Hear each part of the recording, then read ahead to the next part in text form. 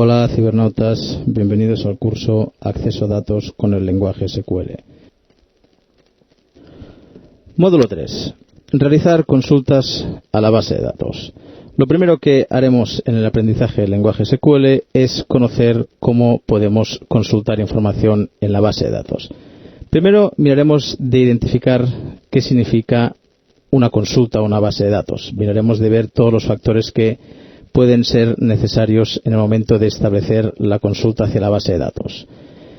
En este módulo nos centraremos ya en la primera instrucción, la instrucción select, a la cual le dedicaremos unos cuantos módulos, pero empezaremos a conocerla ya en este capítulo. Para eso hablaremos de algunas de sus cláusulas, como la cláusula select y la cláusula from, y veremos, entre otras cosas, cómo se pueden realizar operaciones con los campos que vamos a mostrar. Aprenderemos qué significa el alias de campo y para qué se utiliza, y también veremos cómo podéis utilizar las funciones de fila única, además evidentemente de conocer qué son y ver algunas funciones de fila única en funcionamiento. Empecemos definiendo qué es una consulta.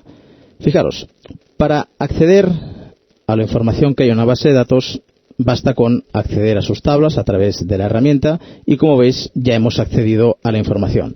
Esto en verdad no se puede considerar una consulta, pues la mayoría de veces la información que queremos obtener no consistirá en obtener todos los campos y todos los registros de una tabla.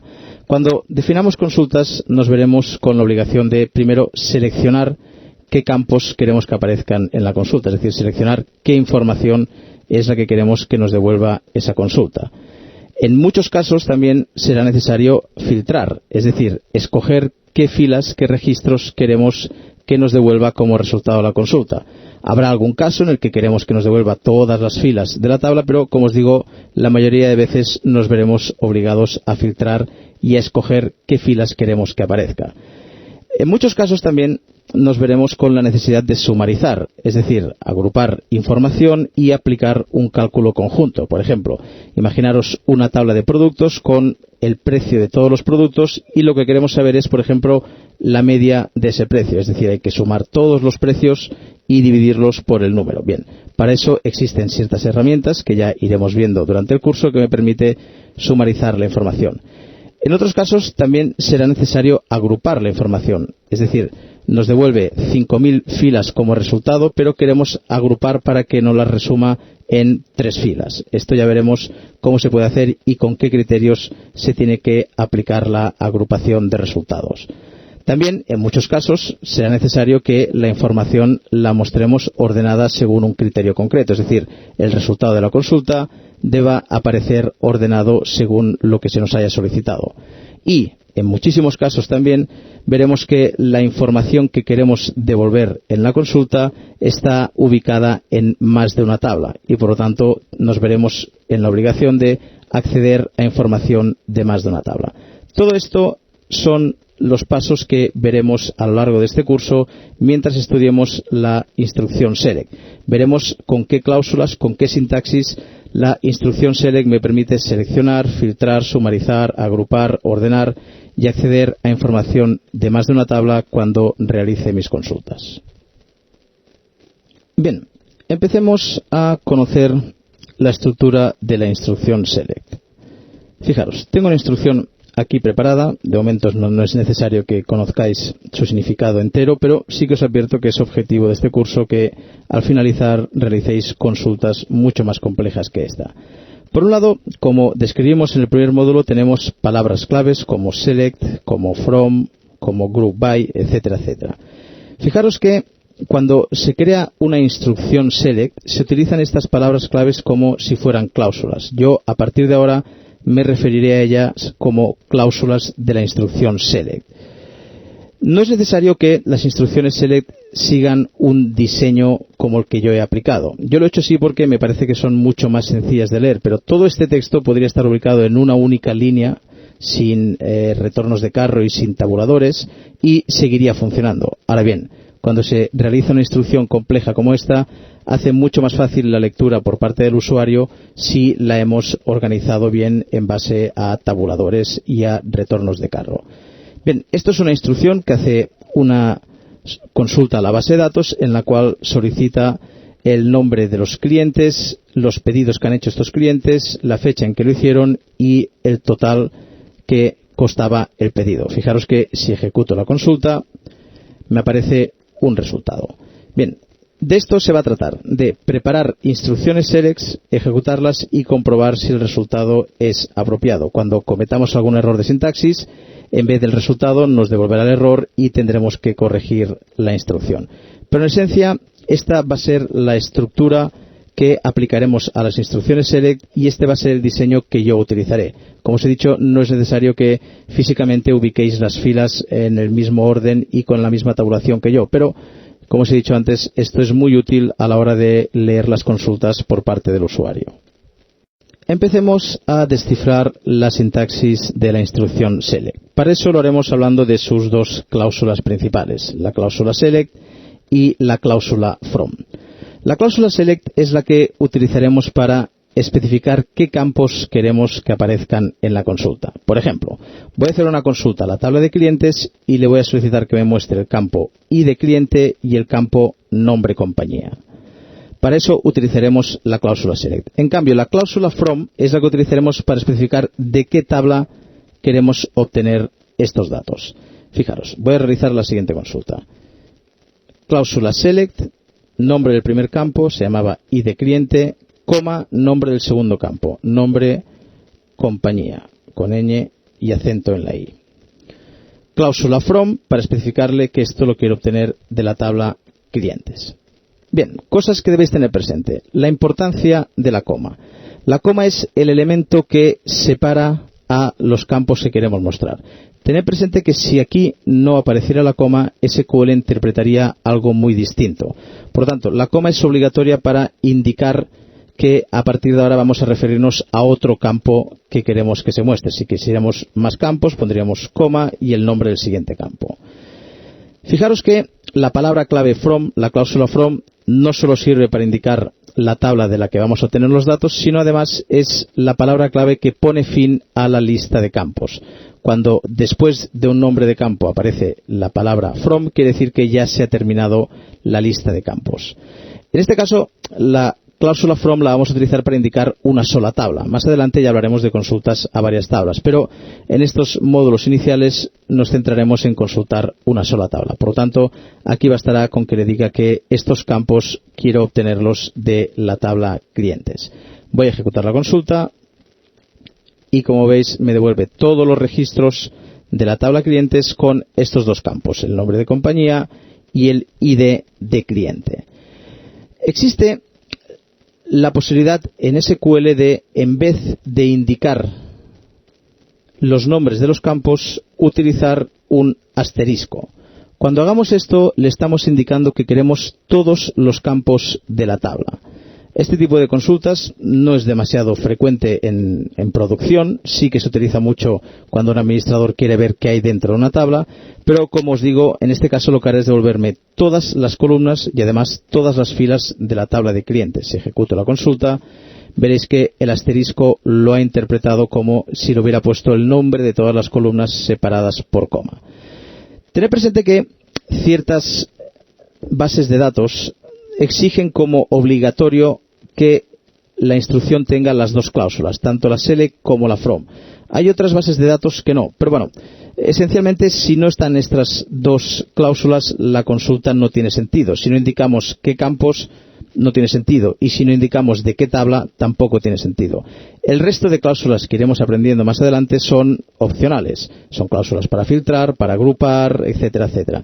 Pero en esencia, si no indicamos los campos que queremos ver y la tabla de donde los queremos sacar, no se puede considerar que esto sea una consulta. Bien, veamos una característica que podemos utilizar en la cláusula SELECT en el momento de especificar los campos que queremos seleccionar, y es la capacidad de realizar operaciones entre estos campos.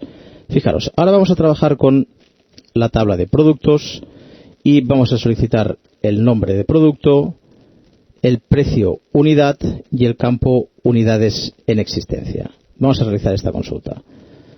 Primero, cláusula SELECT, nombre de los campos. Pues el primero era nombre producto, el segundo campo era precio unidad y el otro campo era unidades en existencia. Y todo esto lo extraeremos de la tabla productos. Bien, ejecuto la consulta y me devuelve los 3 campos y todas las filas. Fijaros que estamos hablando de 3 campos, pero fijaros qué ocurriría si yo estos 2 campos los calculara. En vez de especificar que son 2 campos, lo que quiero es especificar que todo esto es un campo, un resultado, pero que quiero que sea fruto de la multiplicación de cada precio unidad por sus unidades en existencia. Tened presente, cuando ejecute esta consulta lo veréis, que esto es una consulta de 2 campos. Aunque aparezcan 3, no hay una coma entre este campo y este campo, sino un símbolo de operación aritmética. Bien, como sabéis, podéis sumar, restar, dividir, multiplicar, etcétera, etcétera.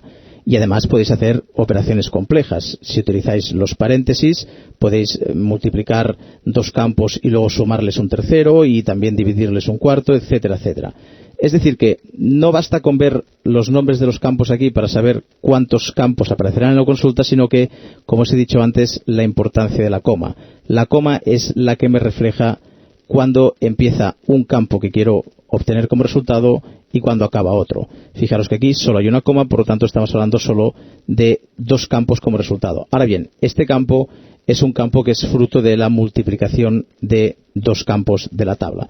Cuando he ejecutado esta consulta, fijaros que me ha devuelto el nombre y la multiplicación de el precio unidad por las unidades en existencia. Es decir, en vuestras consultas tenéis la posibilidad de realizar cálculos con los campos que estáis solicitando. Bien, vamos a hablar ahora de el alias de campo. Esta utilidad es a veces necesaria en ciertos escenarios. Ya lo veremos más adelante cuando hablemos de cómo guardar consultas. Pero primero observad lo siguiente. Esta consulta ya hemos visto que es una consulta a 2 campos, pero fijaros en el resultado el nombre que le da a cada campo de resultado. Vamos a distinguir entre el campo de resultado, que en este caso son 2, y los campos que hemos utilizado, que en este caso son 3. Cada resultado, cada consulta, tiene que devolverme un título para cada campo. Bien, esto, precio, unidad, espacio, asterisco, espacio, unidades en existencia, por sí solo no puede ser el nombre de un campo. Esto sería un nombre de un campo irregular. Por lo tanto, fijaros que me ha dicho que este campo no tiene nombre. Esto no supone que la consulta vaya a devolver un error, pero si luego tenéis que procesar el resultado de la consulta, sí que vais a tener problemas en caso de que alguna de sus columnas, alguno de sus campos, no tenga nombre. Para eso se pueden utilizar los alias. Los alias se especifican de la siguiente forma. Palabra clave as y el título que queremos darle. Por ejemplo, voy a decirle que se llame total. Fijaros que ejecuto la consulta y siguen siendo 2 campos, pero a este segundo campo le ha dado como título de columna lo que yo he definido como alias. Voy a bajar este campo aquí abajo para que se vea todo más claro. Fijaros en un detalle. La sintaxis para especificar un alias es especificar la palabra clave as y el nombre. Cuidado, en ciertas bases de datos también se permite un espacio, es decir, esto se consideraría como el alias de toda esta instrucción. Yo creo que esto a veces puede llevar a confusiones y mejor utilizar la palabra clave as. La podemos utilizar incluso en campos que no den problemas, es decir, el nombre producto es un nombre perfectamente válido y por eso lo ha utilizado como título del campo de resultado. Ahora bien, yo podría haberle dado un alias distinto. Por ejemplo, quiero que se llame producto. Fijaos que cuando ejecuto esta consulta, este es el título que le ha dado al campo. Tened presente una cosa, en ciertos escenarios os veréis obligados a utilizar alias, sobre todo en escenarios en los cuales utilicéis campos de resultado que no puedan ser títulos de campo, como en este caso, precio unidad por unidades en existencia. Bien, antes de continuar con las funciones de fila única, que es lo último que nos queda en este módulo, fijaros en lo siguiente. Tenemos ciertas tablas, como la tabla detalles de pedidos, a la cual se ha aplicado un nombre con espacios en blanco. Esto ya os he dicho en el módulo primero que es algo que yo no aconsejo nunca. Pero bien, muchas veces os tocará trabajar contra bases de datos que ya están definidas.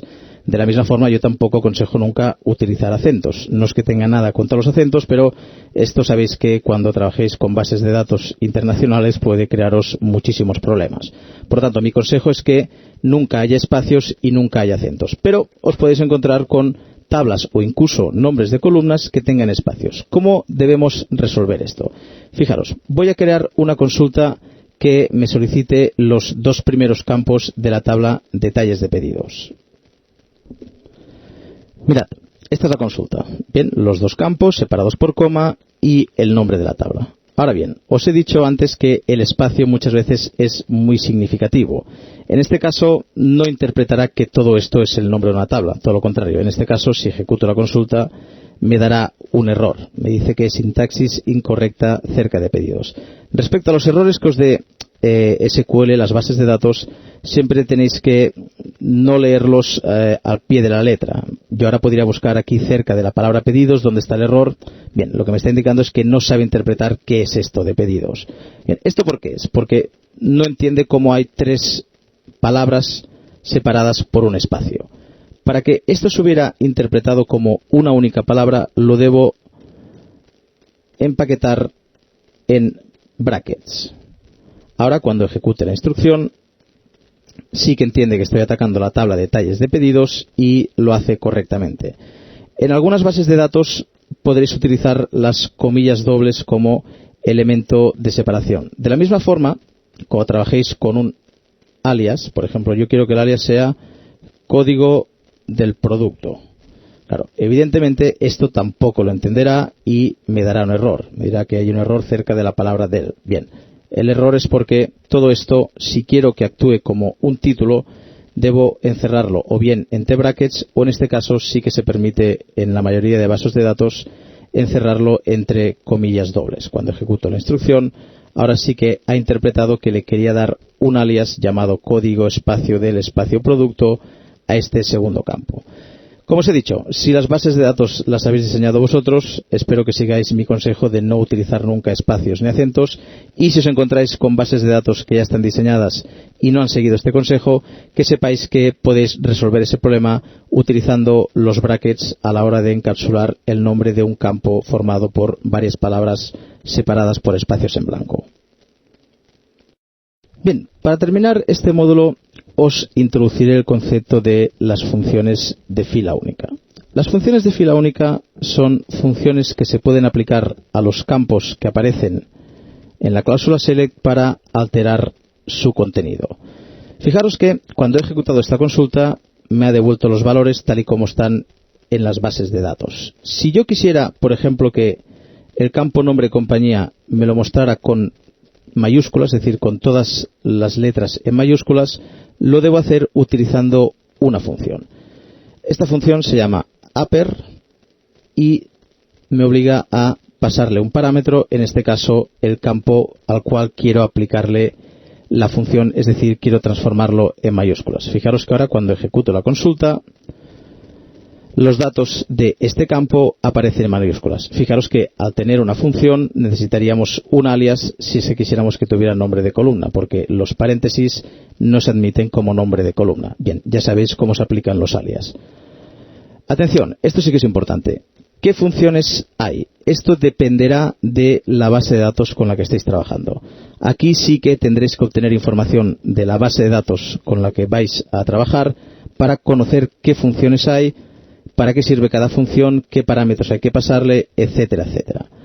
¿Por qué se llaman funciones de fila única? Se llaman funciones de fila única porque fijaros que son funciones que se han aplicado a cada uno de los resultados. Es decir, a cada uno de todos los resultados de esta consulta se le ha aplicado la función que las transformaba en mayúscula. Es decir, a cada fila se ha aplicado una vez la función. ¿Ejemplos de funciones que se pueden utilizar? Pues bien, otro ejemplo, por ejemplo, sería la función lower, que es la función que hace exactamente lo contrario, que es decir, mostrar todo el texto en minúsculas.